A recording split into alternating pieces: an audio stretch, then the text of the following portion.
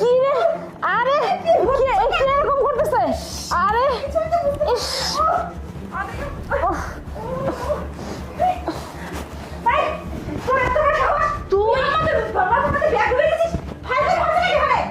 Madam আস্তে কথা বলো, আস্তে। ওখানে আপনার বাবা লুকিয়ে আছে, বুঝতে পারছেন? মানে আস্তে কথা বলো। স্যার এটার মধ্যে বিষের ওষুধ মিশিয়ে দিয়ে গেছে, আপনারা কোনো কথা বলবেন না, ঠিক আছে? আরে কি বলতেছে এটা? কিছু তো একটা কথা বলবেন না। আরে কেন আমি কি বলি সেটা শুনেন।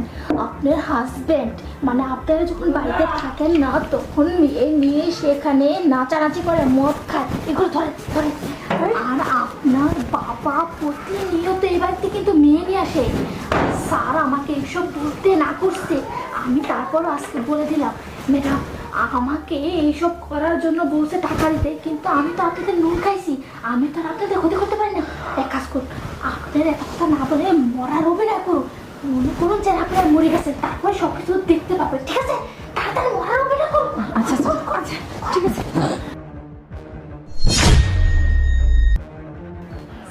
কাজ হয়ে গেছে, হ্যাঁ? মরে গেছে। আরে তুই শিওর তো? আরে নড়াচড়া কিচ্ছু করতেছে না, মরে গেছে। আরে তোকে তো আমি লালে লাল করে দেব, যদি আজকের কাজটা হয়ে যায় না, তুই মনে করিস তোকে আমি লালে লাল করে দেব, কোনো চিন্তা করিস না। আরে চা তো দেখছি একদম শেষ। বাহ বাহ বাহ, মেয়েও একবারে শুয়ে আছে, মানে চিরনিদ্রায়। আর আমার ওয়াইফ, সেও চিরনিদ্রায় শুয়ে আছে। হ্যাঁ, আমাকে অনেক জ্বালিয়েছিস তোরা। মা তো আমাকে জ্বালিয়েছে, তোর মা, আর তুইও আমাকে সবসময় কঠোরভাবে রাখতিস যে আমার বাবা কোথায় কি করে না করে।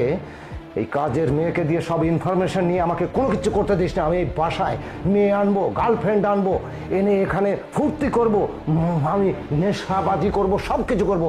অথচ তোদের মা মেয়ের কারণে আমি কোনো কিচ্ছু করতে পারি না, আমার জীবনটা পিছিয়ে উঠেছে। আজকে কি হয়? হ্যাঁ, অনেক দিনের প্ল্যান আমার ছিল যে যেভাবেই হোক তোদেরকে আমি শেষ করে দেব।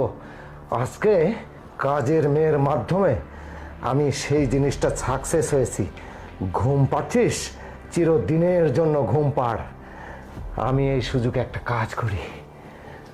ন্যাকা তো চুকে গেছে, দেখি আমার যে গার্লফ্রেন্ডটা আছে না, ওকে একটা ফোন দিই।